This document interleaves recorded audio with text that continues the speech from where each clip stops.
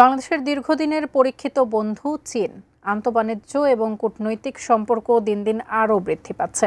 তারই উদাহরণস্বরূপ চীনের পাঠানো বিশেষ বিমানে কিছুদিন আগে চীন সফরে গিয়েছিলেন অন্তর্বর্তী সরকারের প্রধান উপদেষ্টা ডক্টর মোহাম্মদ ইউনূস। এবারে চীনের রাষ্ট্রদূতের সাথে বৈঠকে কৃষি বাণিজ্য সম্প্রসারণের পাশাপাশি চীনের প্রেসিডেন্টকে আম উপহার দেওয়ার আগ্রহ প্রকাশ করেছেন অন্তর্বর্তী সরকার প্রধান। বিস্তারিত জানাচ্ছেন জান্নাতুন নাহার জেরি।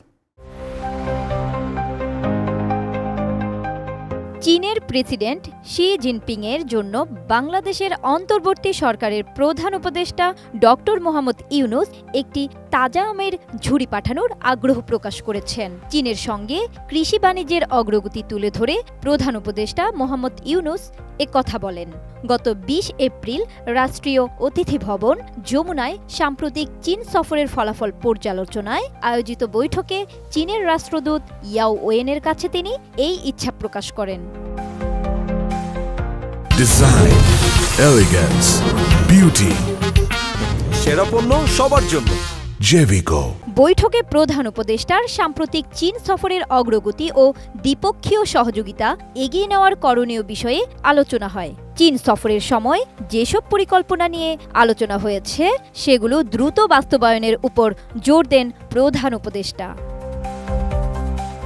প্রধান উপদেষ্টার প্রেস উইং জানায়, আলোচনায় কৃষি বাণিজ্য ছিল অগ্রগতির আরেকটি ক্ষেত্র।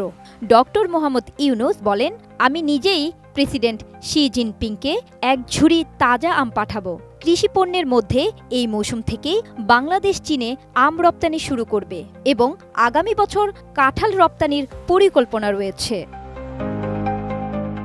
বৈঠকে প্রধান উপদেষ্টা চীনে পাট রপ্তানি সম্প্রসারণের সম্ভাবনা উত্থাপন করেন এবং লোকোমোটিভ খাতে আরও বেশি চীনা বিনিয়োগের আহ্বান জানান। তিনি চট্টগ্রাম ও সৈয়দপুরে লোকোমোটিভ তৈরি ও রক্ষণাবেক্ষণ কেন্দ্র স্থাপনের পাশাপাশি সক্ষমতা বৃদ্ধি কর্মশালা ও প্রশিক্ষণ কর্মসূচির প্রস্তাব করেন। বৈঠকে চীন থেকে 4টি নতুন জাহাজ কেনার পরিকল্পনা নিয়ে আলোচনা হয়েছে। বৈঠকে উভয় পক্ষ অবকাঠামো, বাণিজ্য, স্বাস্থ্য, শিক্ষা ও সংস্কৃতি সহ বিভিন্ন খাতে গৃহীত পরিকল্পনাগুলো দ্রুত বাস্তবায়নযোগ্য প্রকল্পে রূপ দেওয়ার ব্যাপারে সম্মত হন। স্বাস্থ্য খাতের কথা উল্লেখ করে চীনের পক্ষ থেকে জানানো হয়, তারা বাংলাদেশে প্রস্তাবিত 1000 শয্যা বিশিষ্ট হাসপাতাল নির্মাণে প্রতিশ্রুতিবদ্ধ রয়েছে। এছাড়া চট্টগ্রামে একটি বিশেষায়িত বার্ন ইউনিট স্থাপনে চলমান সহায়তার কথাও তারা উল্লেখ করেন। চীনা রাষ্ট্রদূত ইয়াও ওয়েন নিশ্চিত করে বলেন, নতুন বিনিয়োগের সুযোগ খুঁজে বের করার লক্ষ্যে চীনের বাণিজ্য মন্ত্রী শিগগিরই বাংলাদেশ সফর করবেন। চীন বাংলাদেশের সম্পর্ক এখন চমৎকার। প্রধান উপদেষ্টা প্রফেসর ডক্টর মোহাম্মদ ইউনূস এর সাম্প্রতিক চীন সফর বাংলাদেশ চীন সম্পর্ককে নতুন উচ্চতায় নিয়ে গেছে এবং এর গতি তিনি ধরে রাখতে চান।